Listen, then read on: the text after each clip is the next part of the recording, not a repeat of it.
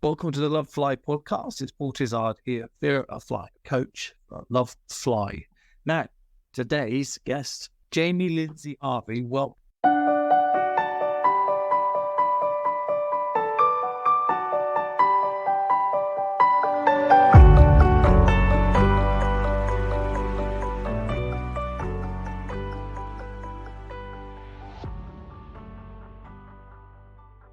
tell us a bit about yourself, how you found us. So I found you not that long ago, actually. It was sort of middle of June, and it was the night before I was due to take a flight. Oh, wow. And I was in full-on panic mode. And I was on another fear of flying group, but it didn't do much for me. There was lots of tracking of turbulence and stuff, and I found that it just really triggered me. Right. But I happened to see on there somebody recommend the Lovefly group, and I thought, what's that? And somebody said about you need to go on the Lovefly group podcast and you need to get the checklist. And I thought, well, what on earth is all of this? So I asked somebody to send me the link, which they did. It's just a stranger. And so I found the group, and the very first thing that I did was download the checklist. And we literally downloaded it. I got in the car, and then we drove, because we were driving 2 hours to an airport, staying overnight. And then our flight was at 5 a.m. the next morning. Ooh. So I downloaded the checklist. We got in the car, and I listened to the podcast on the way there. And I listened to episode 130. Oh crap, I've got a flight tomorrow, yeah. I thought, well, that sounds like me, so I'm going to go for it. And honestly, it was the best thing I could have stumbled across, because it was just a bit of a light bulb moment for me, really, because everything that everyone in the podcast was saying, you can feel uncomfortable and still do it. And I was like, oh, okay, yeah, of course I can. And because I know the science is there, I know that it's safe, and I can put my children on a plane and know that they will be absolutely fine. It's just sometimes I cannot get on the plane because I'm worried that I will have a panic attack or a heart attack or something, and I will die on the flight. So there's just some sort of trigger. I know it's safe. I know it is, but I could tell you were scared and 100% believe what I was telling you, but I just can't always hear it and believe myself. Yeah. So to hear the podcast and hear everybody else saying it, and also know other people feel the same, because my husband, he loves flying and he's very well traveled, so he doesn't really get it. I mean, he's kind to me, obviously, but it's a lot of, oh, you're going to be fine. And that doesn't really do much. No, yeah, I think you're right. So rewind a bit then. Tell us about where the fear came from. What happens to you? What sort of fear do you have? Well, I have quite a bit of anxiety in my general life, and I didn't ever fly until I think I was about 22. That was my first ever flight. And it was only very short because I'm not very well travelled either. I've only ever flown London Stansted to Bergerac Airport, which is a tiny little airport in southwest France. And it's where my husband's family are from. He's English, but they've moved over here, so we just come to visit. And it's only an hour and a half. It's a very short flight.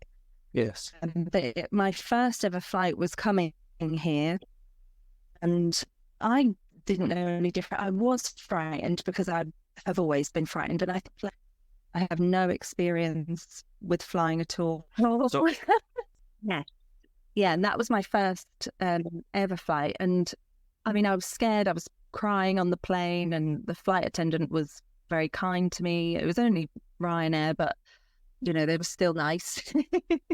And then when we landed and we got off the plane, a couple of the people that we came with, they said, oh, that was the worst flight I'd ever had.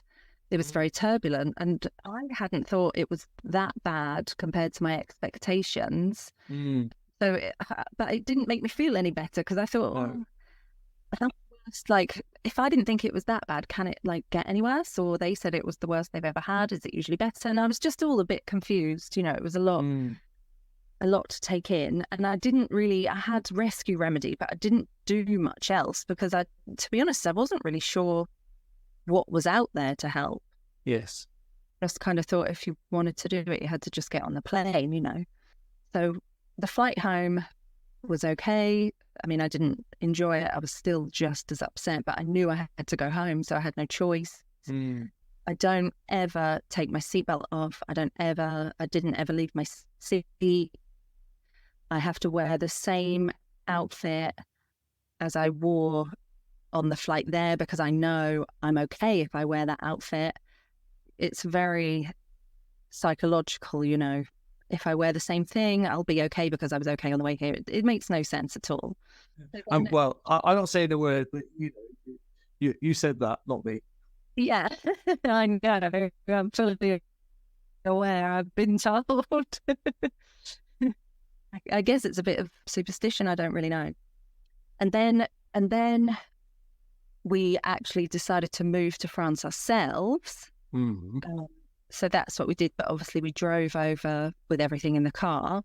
Right. And then every time we'd go back to England to visit, we'd usually go at Christmas. And so we'd drive so that we could get all the presents in the car. So we spent a good few years driving backwards and forwards, which is awful. It's like a 17-hour drive. And it's just not fun with children in the car. And that's dangerous, in itself. And then we had to fly back for a funeral. We had to fly from Bergerac back to London for a funeral. So I hadn't flown for probably 3 years, maybe, when we flew that. And so we did that and it was okay. I still didn't like it, but I sat next to my father-in-law and he was very good at explaining all of the little sounds and everything to me. Yeah, so this is going up, this is the wings going up or down or whatever. So that was very helpful.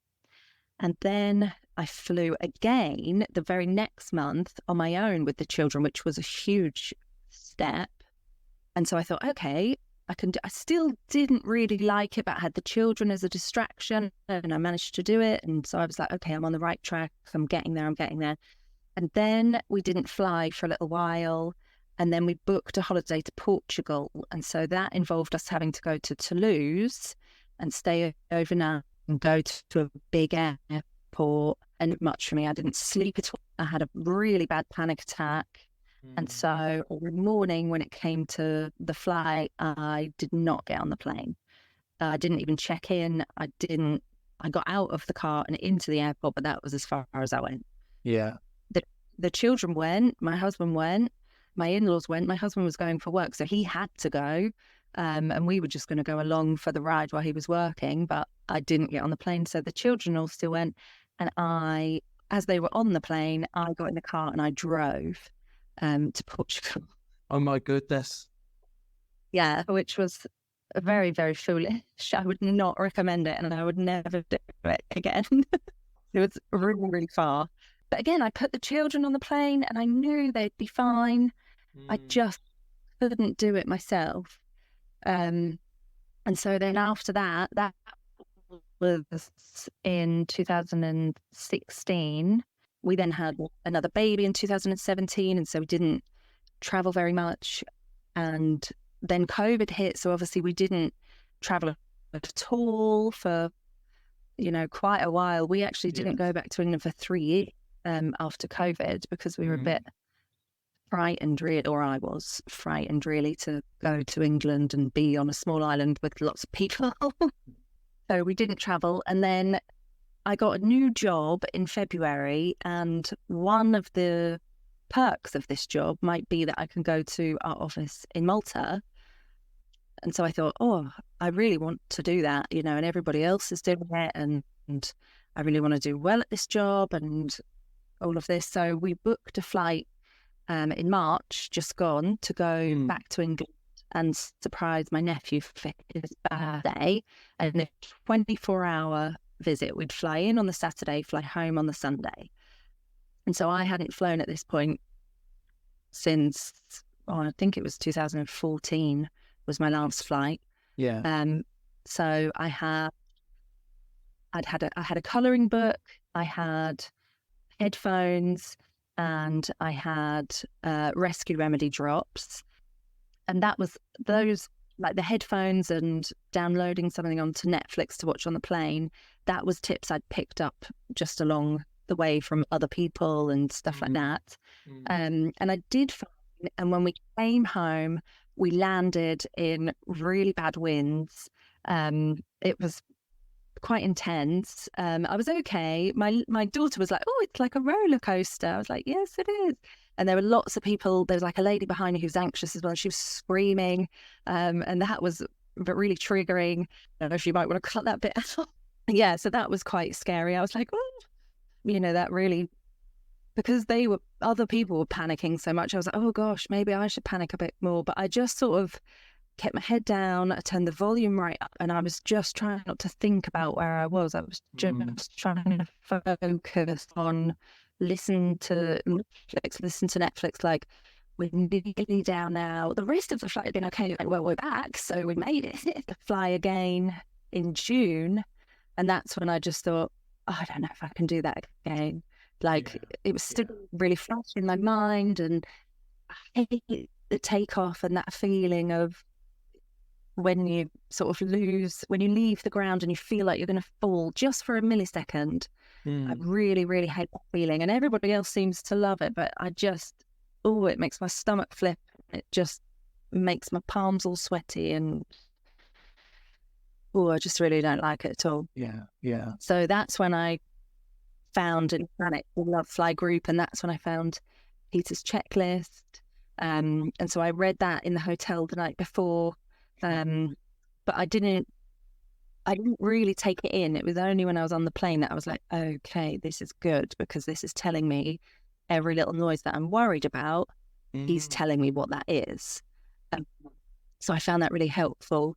And then again, as I say, just all of, especially Geeta, I found everything that she was saying so relatable, that we are really comfortable in our everyday lives and we're not out of our comfort zone. And I thought, you know what, that's so true. And there's so many people who are so much braver, and put themselves out there and do, not just with travel, but with anything. And I don't do anything, So I can definitely do a short flight. So I got on the plane and I did the same thing. I had my headphones, I had my Rescue Remedy, I had a colouring book, and I had the podcast downloaded, and I was just listening to that one episode on repeat. And I was just sort of saying to myself, you can be uncomfortable and be okay. You can be uncomfortable and be okay. Yeah. It was like a mantra. Yeah. Maybe I was in a trance. And then as soon as I could, I ordered a gin. Yeah. Well, as soon as I could, I ordered a gin and tonic, and that's always helpful. Yeah. Well, it's. I think it's nice to have one or two drinks on board. It can just sort of take the edge off. Yeah. Just the whole thing about traveling is so stressful anyway, regardless. If you haven't got, even with that, it adds that stress, doesn't it? So I think a couple of little cheeky drinks don't do any harm. Exactly. I don't think I would want too many, because I wouldn't want to be drunk, because I think, one, I wouldn't be allowed on the plane, but I also think that wouldn't help, because then everything is heightened, isn't it? So just one, just to take the edge off, I think is quite nice for me anyway. Yeah, no, I can understand that. So you did that flight, had episode 130 on repeat. Yeah. And I've listened to a couple of others, just, other ordinary people who have either done like a fear of flying course or have just conquered fears and done like long haul flights and things like that. And I've spoken to friends who've said that long haul is better. I mean, I don't even have a long haul booked or anything like that, but I did for Father's Day. I booked my husband a flight at our local airport, and they had an open day, and he took a flight, just a 20-minute flight in a 2-person plane, and he absolutely loved it. And while we were there was a few different aeroplanes, and there was a 4-person plane, so the pilot and 3 passengers. And so my husband and two of the children went up in that, and they absolutely loved it. And they showed me all the videos and everything. And I managed to speak to the pilot. And I said, oh, I'd never do something like that. I'm really frightened. And he sat with me for quite a while. And he was the calmest man I think I've ever met. He was just really, really kind. And this was a 2-day event. So I actually went back the next day, and he took me up in a 4-person plane. And so we had a 20-minute flight. But he was great because he said, if we taxi down the runway and you change your mind, I can stop. He said, if we take off and you change your mind, I'll have to go up a little bit further so that I can turn it around, but I can have you down in about 3 minutes. He said, if at any point you like it and you've had enough, I can stop and bring you down. And so I think it just made me feel like I had a bit more control, a bit more say over what was happening. And so I just went for it. And, I wasn't scared once. And he talked me through everything that he was doing. He said, I'm now going to do this, and this is why. He said, I'm going to turn slightly to the left, but I'm going to go slowly. He sort of explained, the second he turned the engine on, the plane was trying to lift itself off the ground. And he said, they're just built to be up there. And when we were up, he said, they fly themselves. And he said, look, no hands. And I was like, please. No, we like hands. Put them back on. Yeah. We like that. He was just trying to show me, that it is, and I did feel very, very safe with him. And I think it's helped an awful lot. And so it was my birthday on Sunday. And one of my gifts was a few of the family have chipped in and bought me a 1-hour lesson with him. I'm not saying I'm going to do my full 40 hours or whatever it is and become a pilot, but I think just having that extra time with someone who I feel safe with. Yes. To explain everything to me in more detail. And he has a really good way. He's not too scientific. He's very good at, it's almost like flying for dummies. He really makes it so that you can understand it. Yeah. And I'm just so relieved. Sounds amazing. So we're thinking, I haven't booked it yet, and they haven't booked it because they said, we don't want to push it. So yeah, but you sound like you're ready for it, to be honest. I think I'll do it in September when it's not so busy, because it's really busy here in the summer. So I think I'll do it in September when it's calmer. And then I've also got a bit more time to, listen to a few more podcasts. Yeah, so we'll see.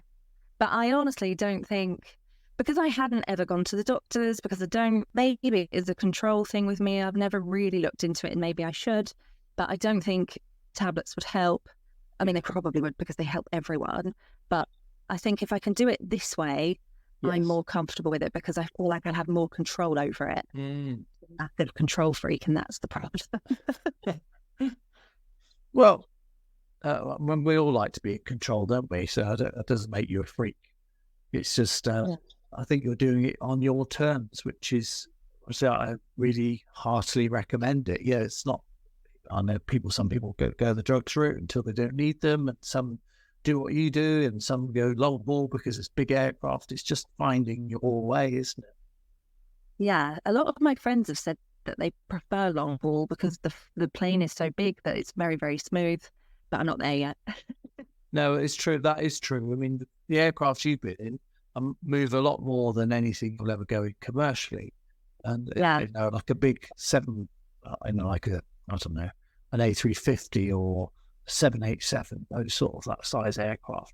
They don't move that much, but by the same token, you're also on it for longer. So that's the sort of like the trade-off, isn't it? That you're going to be, you're going to be on a 5, 6 hour, 8 hour flight. So that might be boring for you if you're used to sort of getting over and done within an hour and a half. Yeah, I need to work up to that, definitely.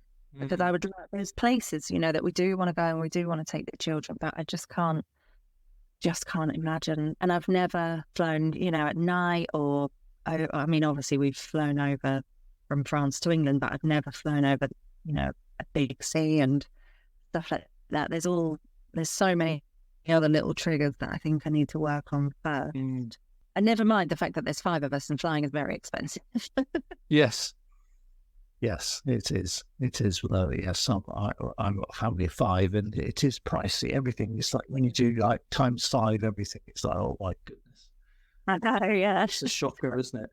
But Yeah. it sounds like you're making amazing, steady progress to me.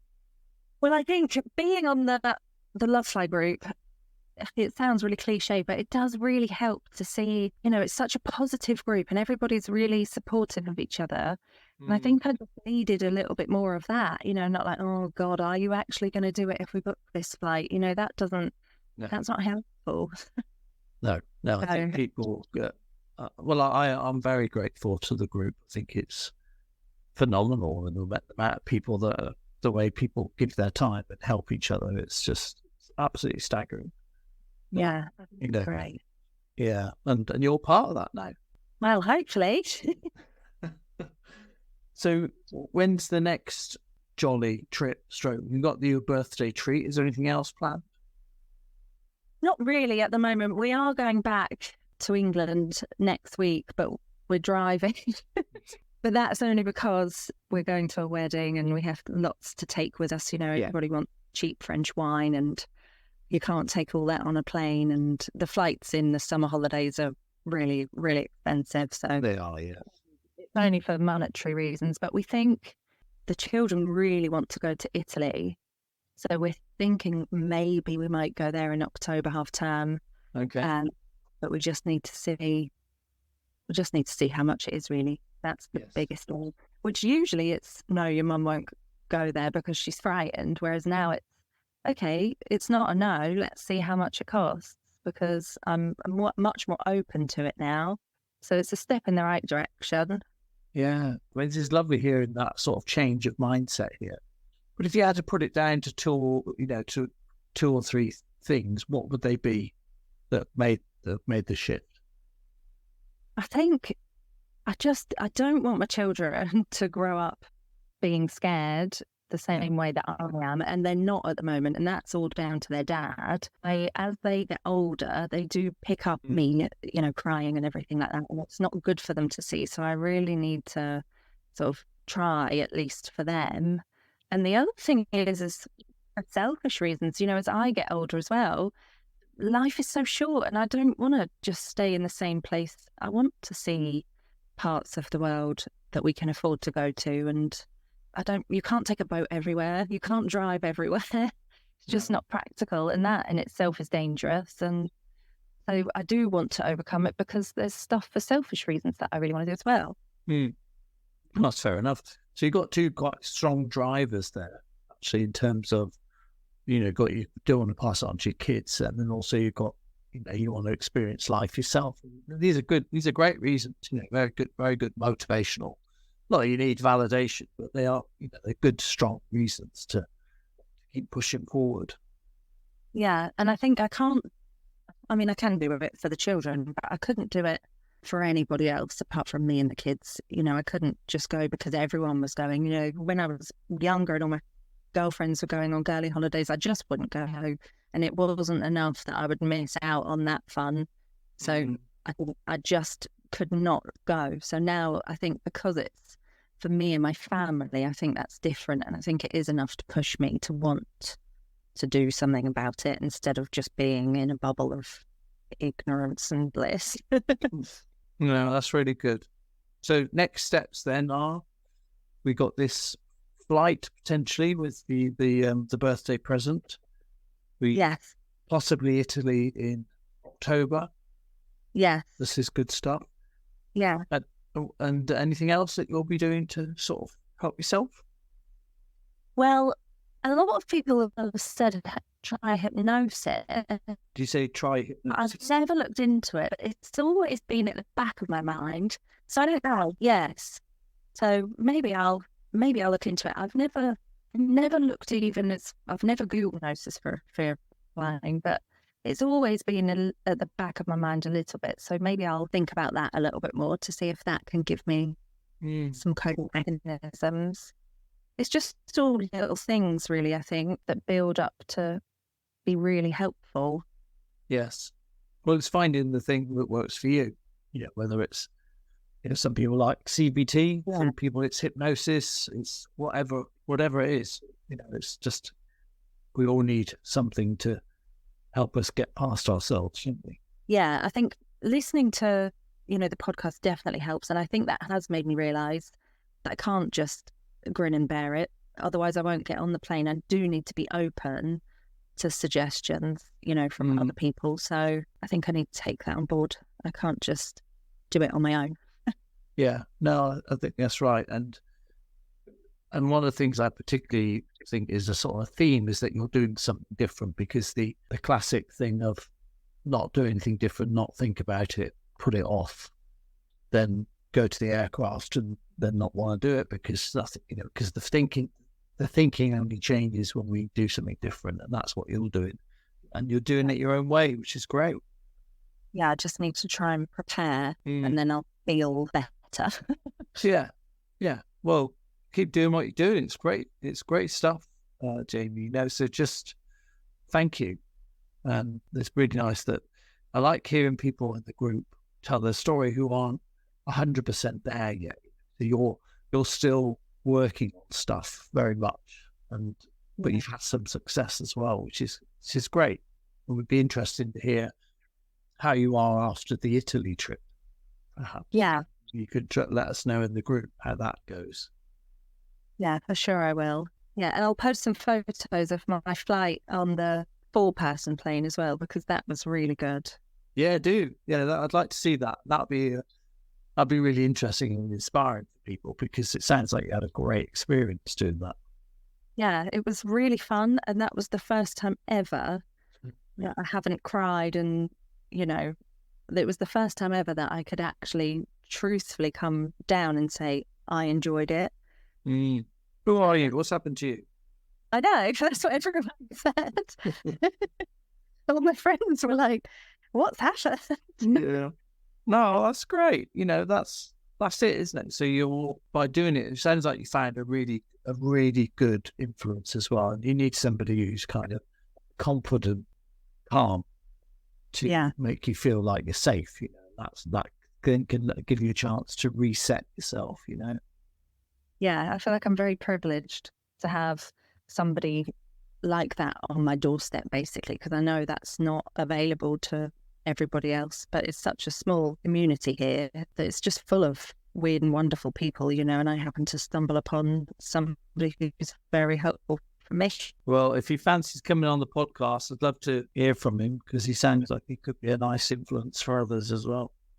Oh, great. I'll definitely speak to him about that. Yeah, he said, we always like to have pilots like this. Also, I like pilots who are doing general aviation, who are also, doing it to help others learn. So I don't know what his background is, but he sounds like he could be a really good influence for a lot of people. So he's up for it, please do, yeah. Yeah, certainly. I will ask him. Thank you. Well, Jamie, thank you very much for your time and for sharing your story. And do please keep us posted about what you do, and we want to see photos and all the rest of it. But that was a really nice story, that was, and I think you're doing amazing to see what you've overcome. A lot of people would never have got in that 4-seater, just no chance, and you did it. And had a good experience, so it's amazing. Thank you. Yeah, thank you for everything on the group. It's really, I read it daily, because I think it's important to keep the momentum going.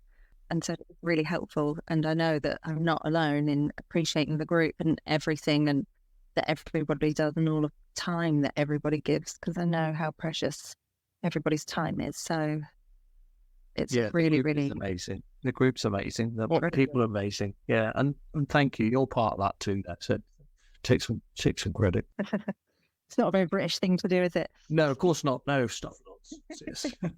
But you're sort of French now, so you can, maybe that's different. Oh, yeah, that's true. You can let go of the Englishness and do some French stuff instead. I don't know what the difference is, but even though they're so near, it's like, I feel like it's a completely different culture. So, yeah, very exciting.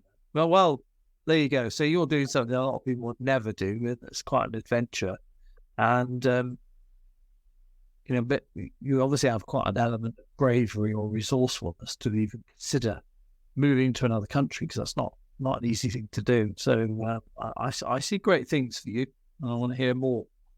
Thank you. I hope so. I really hope so.